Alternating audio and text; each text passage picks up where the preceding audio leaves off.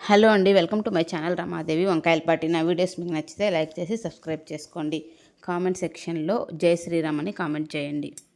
Thumbnail చూశారు కదండి. అవమానం ఎదురైనప్పుడు గౌరవంగా నిలదొక్కుకోవటానికి మీకు ఉపయోగపడే 10 సూత్రాలు. మన జీవితంలో కొన్ని సందర్భాలు మనల్ని ఎంతో అసహనానికి గురి చేస్తాయి. కొందరు మన మనోభావాలను అర్థం చేసుకోరు. మరికొందరు కారణం లేకుండానే మనల్ని అవమానించడానికే ప్రయత్నిస్తారు. అవమానం ఎదురైనప్పుడు మనలోని ఆత్మగౌరవాన్ని కోల్పోకుండా మరింత బలంగా, స్థిరంగా ఉండడానికి ఉత్తమమైన మార్గాలున్నాయి. ఈ మార్గాలు మన ఆత్మవిశ్వాసాన్ని పెంచుతాయి. మన వ్యక్తిత్వాన్ని గౌరవప్రదంగా నిలబెడతాయి. అలాగే ఎదుటివారి అసభ్య ప్రవర్తనను అర్థవంతమైన రీతిలో అణచివేయగలుగుతాయి. 1. మౌనం. మౌనం శక్తివంతమైన ఆయుధం. చాలా సందర్భాల్లో అవమానం ఎదురైనప్పుడు మనం వెంటనే స్పందించాలనే ఆలోచనలో ఉంటాం. కానీ నిజానికి మన నిశ్శబ్దం చాలా సందర్భాల్లో శక్తివంతమైన సాధనంగా మారుతుంది. ఒకరు మనల్ని అవమానిస్తే వారిని కోపంగా కాకుండా నిశ్శబ్దంగా చూస్తే వారికే అసహనం కలుగుతుంది. ఎందుకంటే అవమానించేవారు సాధారణంగా మన నుండి ప్రతిస్పందనను ఆశిస్తారు. మన వద్ద స్పందన లేకపోతే వారు ఎక్కడ తప్పు చేశాము అని ఆలోచిస్తారు. అనవసరమైన విచారణలు ఇవ్వడం మానేయండి. 2. మన జీవితంలో ప్రతి నిర్ణయాన్ని ప్రతి ఒక్కరికి వివరిస్తూ పోతే మన సమయం, శక్తి వృధా అవుతాయి.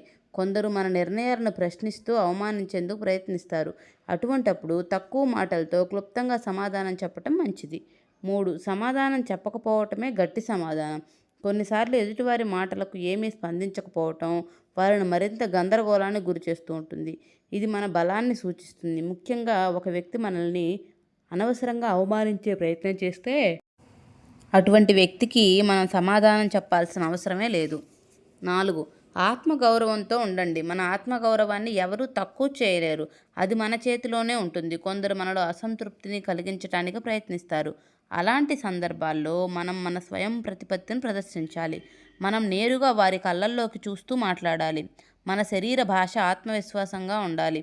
మన మాటల్లో తడబాటు లేకుండా స్పష్టంగా మాట్లాడాలి. ఎదుటివారి మాటలను స్వీకరించకుండా మనం మన స్వంత విలువను గుర్తించాలి. 5. దూరంగా ఉండడం నేర్చుకోండి. ప్రతి ఒక్కరితోటి బంధాన్ని కొనసాగించాల్సిన అవసరమేమీ లేదు. ఎవరికైనా మనతో అనుచితంగా ప్రవర్తించే హక్కు అయితే లేదు. ఎవరో మన మనోభావాలను నిర్లక్ష్యం చేస్తే వారికి మన జీవితంలో ప్రాధాన్యత ఇవ్వకుండా నెమ్మదిగా దూరం పెట్టడం అనేది ఉత్తమం. 6. ప్రశ్నలు వేసి ఎదుటివారి ధోరణిని మార్చండి. ఎవరైనా మిమ్మల్ని అవమానించే విధంగా మాట్లాడితే మీరు వారిని ప్రశ్నలు అడిగే విధంగా సమాధానం ఇవ్వండి. ఇది వారిని ఆలోచించడానికి, వారి మాటల తీరుని మార్చుకోవడానికి దారితీస్తుంది.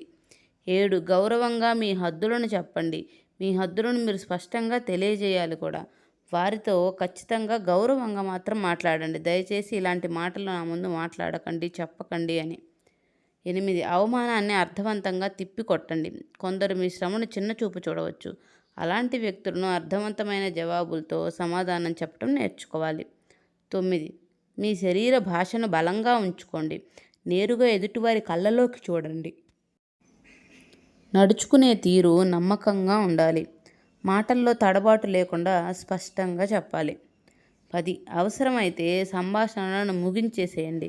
ఎవరైనా అవమానించేలా మాట్లాడితే ఆ సంభాషణలో ఉండాల్సిన అవసరం ఏమీ లేదు మీకు.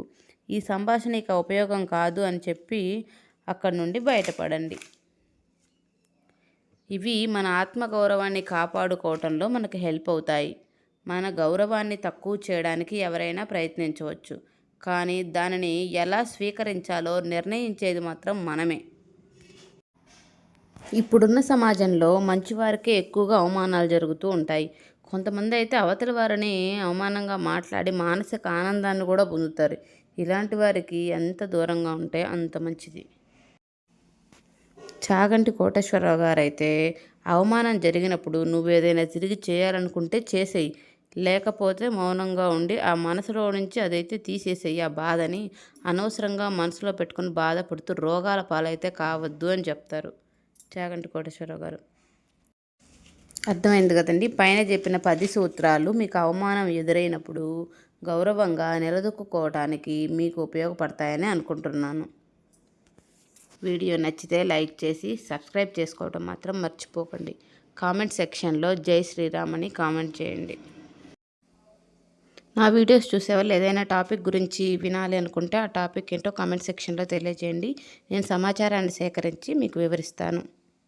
Thank you for watching.